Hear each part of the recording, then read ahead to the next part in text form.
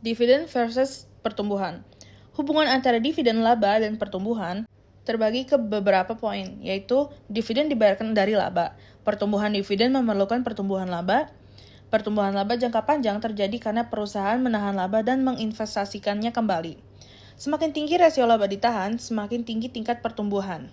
Lalu ada faktor-faktor tambahan yang mempengaruhi pertumbuhan. Poin pertama yaitu peningkatan ROE karena 1. Produk baru, 2. CEO baru yang lebih kompeten, 3. Strategi bisnis yang lebih baik. Poin kedua yaitu perusahaan baru biasanya mengalami fase awal. A. Laba rendah atau negatif. B. Lalu pertumbuhan pesat.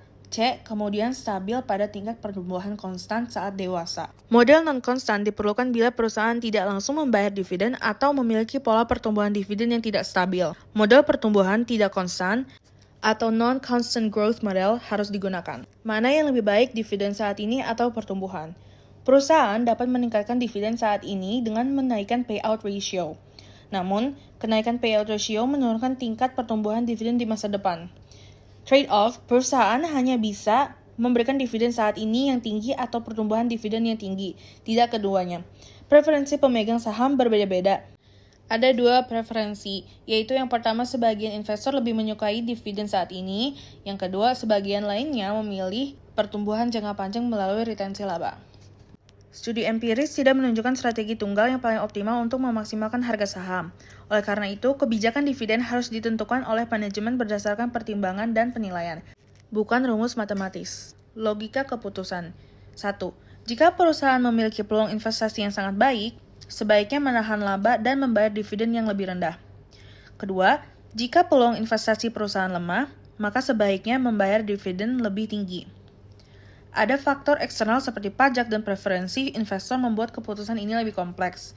Untuk saat ini, diasumsikan perusahaan telah menetapkan kebijakan payout, dan kebijakan tersebut digunakan untuk menentukan besar dividen yang dibayarkan. Kondisi yang diperlukan untuk model pertumbuhan konstan. Yang pertama, ada RS lebih dari G. Tingkat pengembalian yang disyaratkan harus lebih besar dari tingkat pertumbuhan jangka panjang. Jika G lebih dari RS, hasil perhitungan akan 1. Tidak masuk akal. Contoh, harga saham negatif atau tak hinggap. Yang kedua, menyesatkan, karena nilai sekarang dividen justru meningkat dari tahun ke tahun. Ketiga, menyebabkan harga saham yang dihitung menjadi tidak terbatas atau negatif, yang tidak mungkin terjadi secara real. Kondisi kedua, yaitu tingkat pertumbuhan harus konstan. Yang pertama, model tidak cocok digunakan jika perusahaan diperkirakan mengalami pertumbuhan tidak konstan. Umumnya tidak berlaku untuk perusahaan baru atau startup. Cocok digunakan untuk perusahaan matang yang pertumbuhannya cenderung stabil, misalnya sejalan dengan pertumbuhan GDP nominal. Kondisi selanjutnya yaitu model juga mencakup kasus pertumbuhan nol atau zero growth stock. Jika G sama dengan 0, maka P0 sama dengan D1 per R min G berubah menjadi P0 sama dengan D per RS. Ini sama dengan rumus perpetuity atau annuitas tanpa batas, yang digunakan untuk saham tanpa pertumbuhan dividen. Kondisi selanjutnya adalah model dapat digunakan sebagai bagian dari model valuasi yang lebih kompleks. Untuk perusahaan yang belum membayar dividen saat ini, namun diperkirakan akan membayar di masa depan, rumus Gordon Growth Model atau P0 sama dengan D1 per R min G dapat digunakan setelah dividen mulai dibayarkan. Dalam kasus tersebut, digunakan dalam model pertumbuhan tidak konstan yang mencakup beberapa tahap. Selanjutnya ada menilai saham dengan pertumbuhan tidak konstan. Perusahaan umumnya mengalami siklus hidup, yaitu life cycle, yang mencakup 1. Fase awal, yaitu pertumbuhan sangat cepat. 2. Fase menengah, pertumbuhan sejalan dengan ekonomi. 3. Fase matang, pertumbuhan lebih lambat dari ekonomi. Ada juga yang disebut pertumbuhan supernormal atau non-konstan. Pertumbuhan supernormal merupakan bagian dari siklus hidup perusahaan yang tumbuh jauh lebih cepat daripada ekonomi secara keseluruhan. Solusi untuk saham supernormal growth. 1. Asumsikan dividen tumbuh cepat selama N tahun, maka disebut sebagai horizon atau terminal date. 2. Setelah tahun ke N, dividen tumbuh secara konstan, maka digunakan P0 sama dengan D1 per R min G untuk menghitung nilai horizon atau continuing value. 3. Hitung PV dividen selama N tahun dan PV dari horizon value. 4. Jumlahkan kedua present value, maka itulah nilai intrinsik saham hari ini, atau P0. Selanjutnya ada tahapan valuasi saham non-constant growth. Poin pertama yaitu asumsi awal. Dividen akan tumbuh dengan tingkat pertumbuhan tidak konstan, yang biasanya tinggi selama N periode. Setelah periode tersebut, dividen akan tumbuh dengan tingkat pertumbuhan konstan sebesar G. Poin kedua yaitu N disebut sebagai horizon date atau terminal date, juga disebut sebagai titik waktu di mana perusahaan dimulai tumbuh dengan laju konstan. Poin ketiga, hitung nilai saham pada horizon date menggunakan P0 sama dengan D1 per R min G. Lalu, kita akan mendapatkan rumus untuk horizon value, yaitu PN sama dengan DN plus 1 per RS min G. Poin keempat, jumlahkan. Hitunglah present value setiap dividen selama periode pertumbuhan tidak konstan dan jumlahkan. Lalu, temukan harga saham yang diharapkan pada akhir periode pertumbuhan tidak konstan. Pada titik ini, saham tersebut telah menjadi saham dengan pertumbuhan konstan, sehingga dapat dinilai dengan model pertumbuhan konstan. Diskon harga ini kembali ke harga sekarang. Tambahkan kedua komponen untuk menemukan nilai intrinsik saham, yaitu P0. Di sebelah ada beberapa rumus P0. Yang pertama yaitu horizon value yang sama dengan present value dari dividen-dividen selama constant growth period.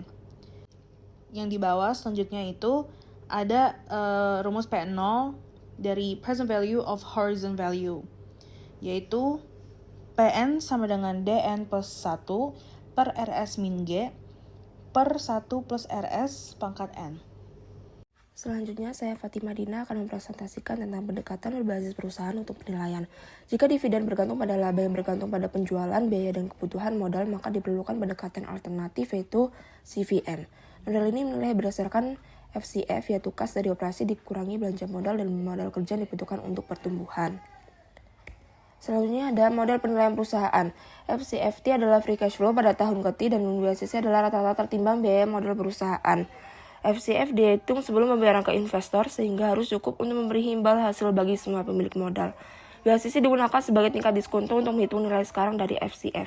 Biasanya FCF diproyeksikan selama 5-10 tahun, setelah itu diasumsikan akan tumbuh secara konstan dan nilai perusahaan dapat dihitung menggunakan rumus pertumbuhan konstan pada horizon date. Selain aset operasional, perusahaan bisa memiliki aset non-operasional seperti kas berlebih, properti tambahan, atau kepemilikan saham di perusahaan lain. Nilai total perusahaan adalah gabungan dari nilai operasi dan aset non-operasional. Selanjutnya ada model penilaian perusahaan. Sebagai contoh untuk menilai nilai perusahaan seperti Apple, langkah pertama adalah memproyeksikan free cash flow-nya dari produk-produk saat ini seperti iPhone, iPad, dan MacBook, serta produk masa depan. Dari proyeksi ini, kita bisa memperkirakan nilai operasional perusahaan. Setelah itu kita tambahkan nilai aset non-operasional seperti kas berlebih, dan Apple memiliki sekitar $260 miliar kas, sebagian besar dianggap sebagai aset non-operasional. Rumusnya adalah market value sama dengan market value of company's operation plus market value of company's non-operation asset, FCF per 1 plus WACCT, FCF 21 plus WACC, plus bla bla bla bla. Selanjutnya ada model penilaian perusahaan. Total nilai pasar operasi perusahaan dihitung untuk menjumlahkan seluruh nilai sekarang PV dari FCF tahunan dari horizon value.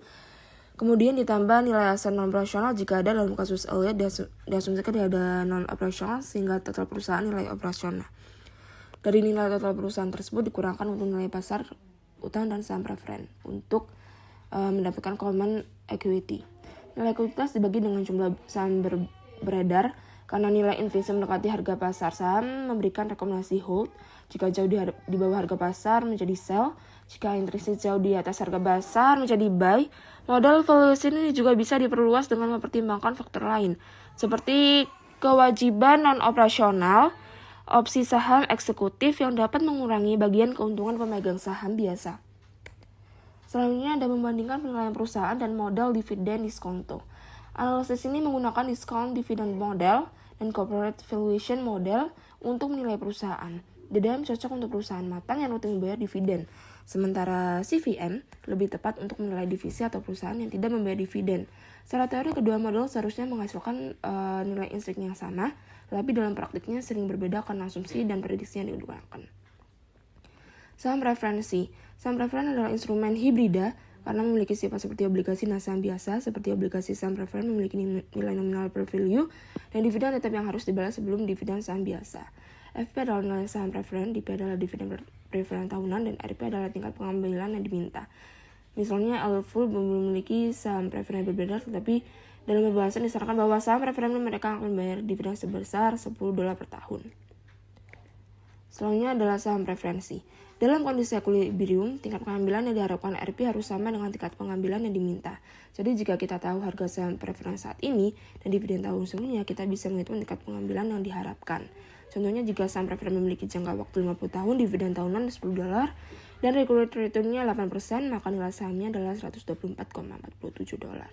Jika dihitung dengan memasukkan N sama dengan 50, IYR-nya 8, PMT 10, FV 100, PV-nya menjadi $124,47. Jika return naik ke $10, nilai sahamnya akan turun ke $100. Sebaliknya, jika diketahui harga saham, kita bisa menghitung IYR-nya untuk mencari expected return-nya.